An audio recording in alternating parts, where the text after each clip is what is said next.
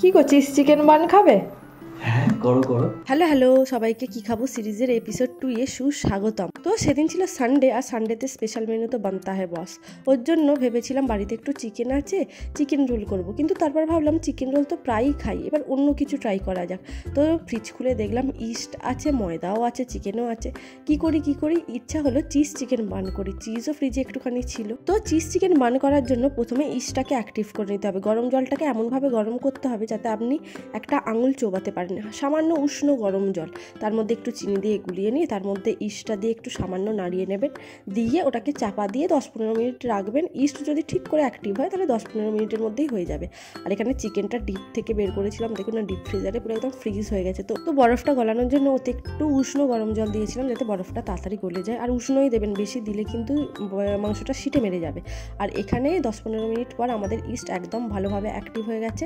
তো এই যে চিকেন প্রিপারেশনটা করব তার মধ্যে দেবো সুইটকর্ন, যেহেতু শীতকাল আর সুইটকর্ন বাজারে এখন প্রচুর পাওয়া যাচ্ছে। সুইটকর্নটাও আনা ছিল, তো ওটা একটু জল দিয়ে ভালো করে ধুয়ে নিয়ে দেন গরম জলে ফোটাতে বসিয়ে দিয়েছিলাম।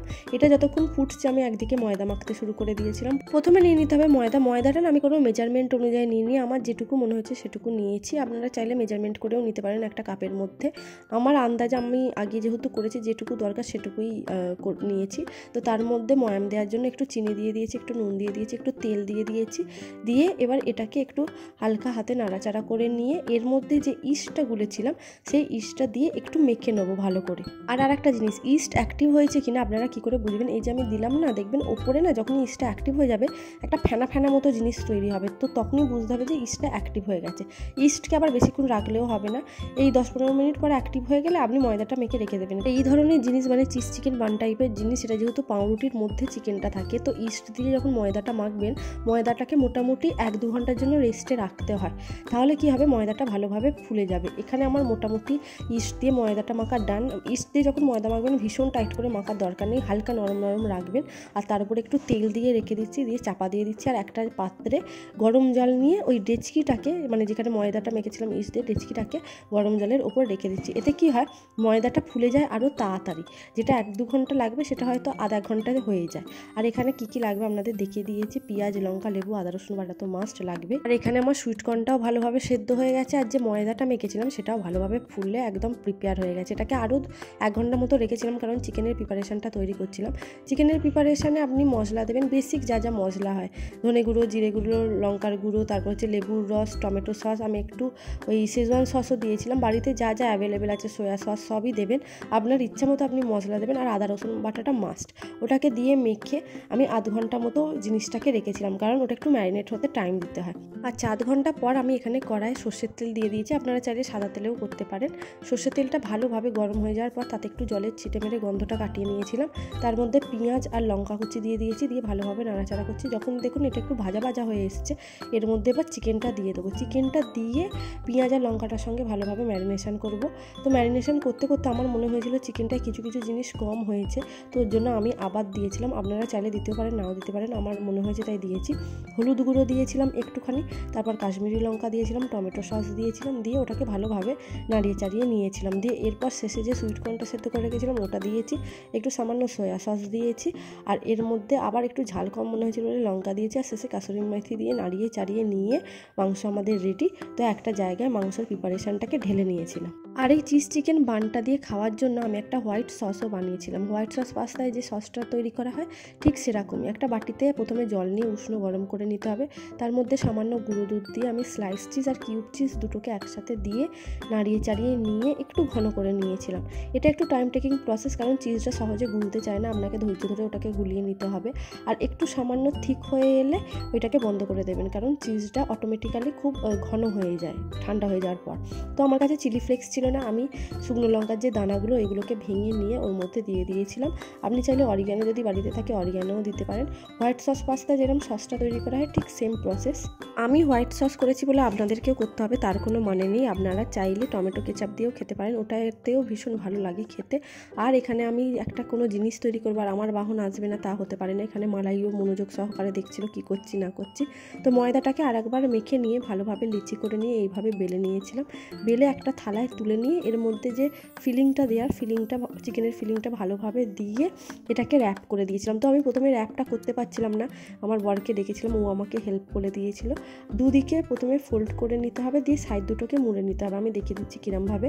আর এর মধ্যে একটু টমেটো কেচাপ দিয়েছিলাম, আর চিজের না সেই ছোটো পাতা পাওয়া যায় 10 টাকার, ও নিয়ে এসেছিলো, ভীষণ সুন্দর খেতে ওইটাও দেওয়া হয়েছিল। বানের র্যাপটা এইভাবে আপনাকে করে নিতে হবে। আর আপনারা যদি চান এই মাংসের ফিলিংটা 4 দিন মতো ফ্রিজে রেখে দিতে পারেন। কেউ এলে ইস্ট দিয়ে ময়দা মেখে দিয়ে এরকমভাবে তৈরি করে দেবেন। চিজ চিকেন বান খেতে দারুণ লাগে, সে আপনার প্রশংসা করে করে থামবে না, এত ভালো হয়। আর সত্যি কথা বলতে প্রথমে আমিও বেকিংয়ের কোনো জিনিস করতে একটু ভয়ই পেতাম, কিন্তু এখন আস্তে আস্তে অভ্যাস হয়ে গেছে।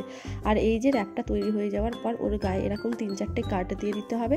আর সাদা তিল আমার কাছে ছিল, তো সাদা তিলটা একটু উপরে ছড়িয়ে দিয়েছি যাতে দেখতে সুন্দর লাগে, কারণ বেকিংয়ের পর সাদা তিলটা ফুটে আরও আসে। আর দেখতে দেখতে আমার মোটামুটি সব চিজ চিকেন বানগুলো এখানে রেডি হয়ে গেছে। আর দেখতে কি সুন্দর হয়েছে না? দেখতে যত না সুন্দর হয়েছিল, খেতে আরও বেশি সুন্দর হয়েছিল।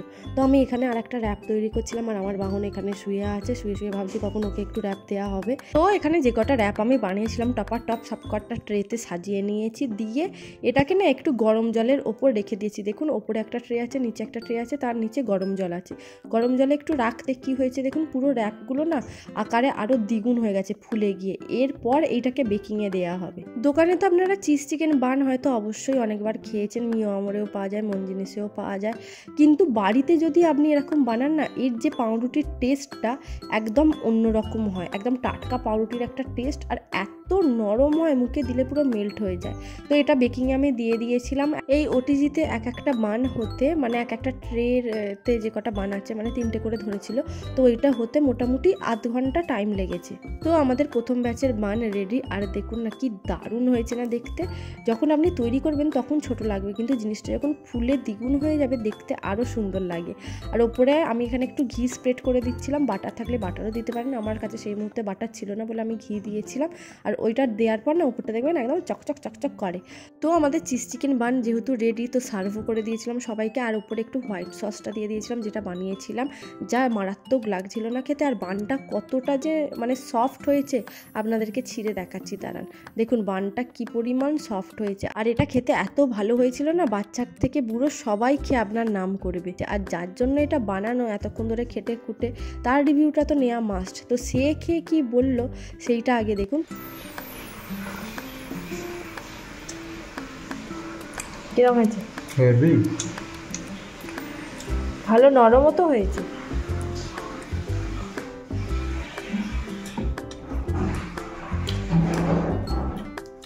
দেখছেন খালি খেয়েই যাচ্ছে, মুখে কোনো উত্তর নেই, খেতে ব্যস্ত।